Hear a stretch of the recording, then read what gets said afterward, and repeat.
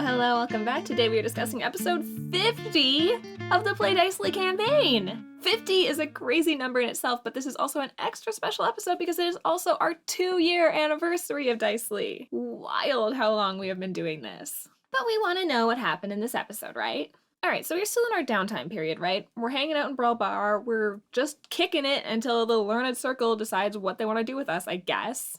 We need to appoint a major domo for our keep, and a man comes to apply for the role, and it turns out that this man is the Dragonborn that we spared during the bid back in Ballenbridge. He seems to genuinely be grateful that we didn't kill him when we had the opportunity to, and wants to repay the favor, and has business experience, so that would be handy too. We let Draq insight check him, and he seems genuine, so he's on the team. I am beyond certain that he will betray us someday. I'm not sure our characters have the same mistrust of random NPCs that suddenly reappear by Denny's hand as us the players do, but I don't trust Denny. And someday we are going to come back to see that keep burn to the ground. Mark my words. There are other important matters to attend to though. Nell brings the entire group together because she has a date coming up with Naivara Qualant 3, and it is very important that she gets this right. I was really trying to be a grumpy Elowen during this scene, but Christy as a flustered, love-struck Nell is so endearing and cute and adorable. I love this whole thing so much. As Nell is planning for her date, the rest of us continue on with our downtime activities. Abe, who wasn't here last session, catches up on some of his stuff. He gets some new armor fitted, he spends some time hanging out reminiscing with that shield that he found in his bedroom, and then he just spends the rest of the time painting. We also go to the Ascendancy and use some of our IOU fund to gather some diamonds, because we need those. And Elowen spends some time catching up with her nephew. They go for little lunch dates. I'm really happy to see Elowen developing that relationship. And again, even though Elowen is being kind of a grumpy goose throughout most of this, I think she really enjoys having family around. At some point during this downtime, Abe and Draq go all the way out to Fort Hale to try to meet up with Draq's brother, Bazul. Draq has learned a lot about his culture and his religion, and also about him and his brother and their relationships to the gods, and it seems like a conversation that two brothers need to have with each other. First of all, I mean, we're happy to see Baz being receptive to this. He has not always been receptive to Draq's reaching out, but when Draq reaches out to him this time, Baz allows him to set up a meeting, and because we do not travel anywhere alone, Abe goes with Draq. When they get there, the conversation begins very amicably, but things begin to take a turn when Draq starts to try to explain everything we've learned recently about Vishtak. That Vishtak himself is not a deity as a whole anymore, has split into 5 separate deities, and one of them, Huyan, is the one that spoke to Baz and delivered a prophecy to him. And when we spoke with Huyan, he seemed to think that maybe he had given this prophecy to the wrong brother. The prophecy being something along the lines of, one brother will restore the balance, the other will be his rival.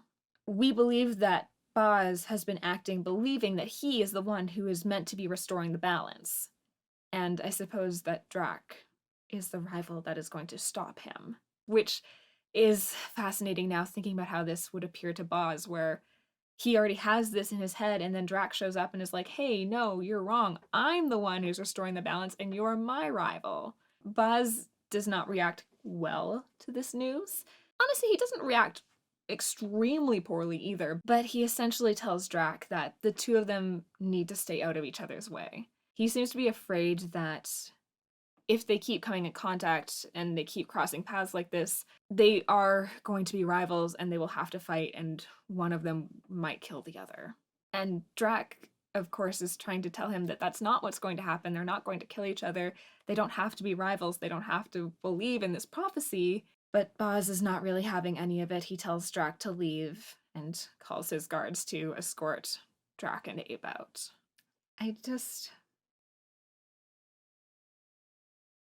Am I crazy that I don't trust these druids? The way this has been set up, it's just like both of them believe that they are the one who will restore the balance and that they are in a rivalship with the other. We need to talk about this during an after party. I need more sounding boards on here, but I think there's something fishy going on, personally. Throughout this month, Elwyn has been reading. We're trying to find stories and legend and lore of wizards who have cast spells that shouldn't have been able to be cast. Miracle spells that have changed the course of reality. In the previous episode, Elwyn spoke with Charity, and Charity told her that she believed that Elwyn could cast magic like this, which was so nice and uplifting in the moment. But now Elwyn studying these books, typically it seems like these stories don't have a very happy ending. It was really nice to have like a single session that I felt hopeful about Elwyn's future. But here we are, back at it. This is all very typical wish shenanigans, but am I crazy for wishing that it wasn't? Ooh, Hold on. Did I just find a loophole? I wish that wish didn't have any consequences.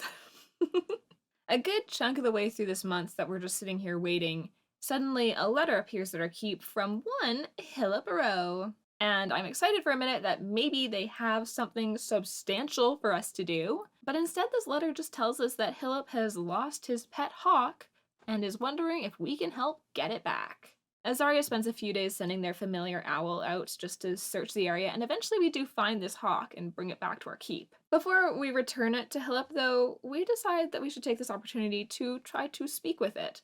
So Azaria befriends this bird and casts Speak with Animals to have a quick little conversation with it. And the bird tells us, nervous air doesn't feel the same. Bad at my core. And so we ask Hillip, is Hillip Rowe bad?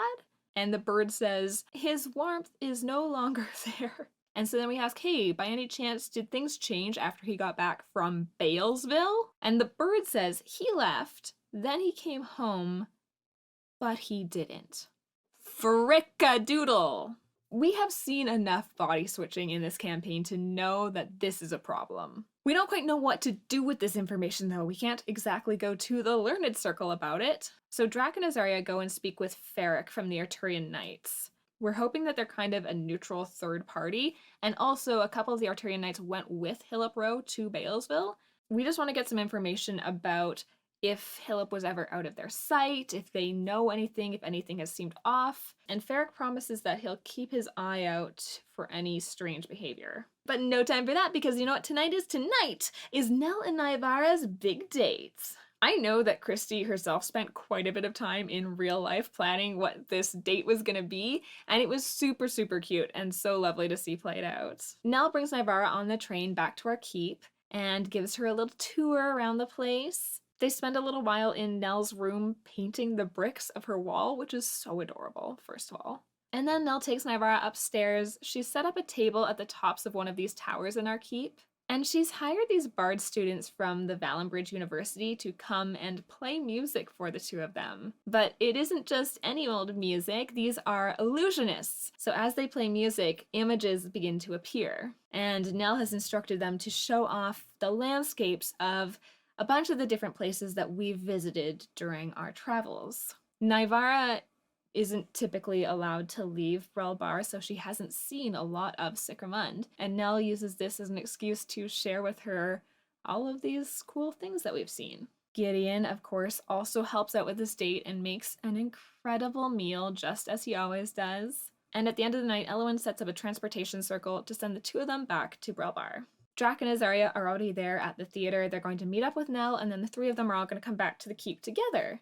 But after the theater performance, as Draq and Azaria are walking back, suddenly a bunch of commotion starts to kick up, and a bunch of guards are suddenly running towards the middle district of Brelbar. Draq and Azaria catch one of them and ask what's going on, and the guard tells them that Ferric, the Arturian knight the two of them had spoken with before, was under arrest for the death of Hillip Rowe.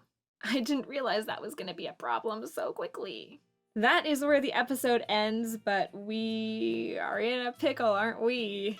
Anyways, kids, seems like downtime's over. Let's solve this murder. If you want to watch this game alongside with us live, you can do so on twitch.tv/playdicely. Our next session is going to be June 4th at 6 p.m. Eastern, so we hope to see you there. But anyways, my friends, that is all for this time. I hope you're staying happy, staying kind, and as always, remembering to play dicely.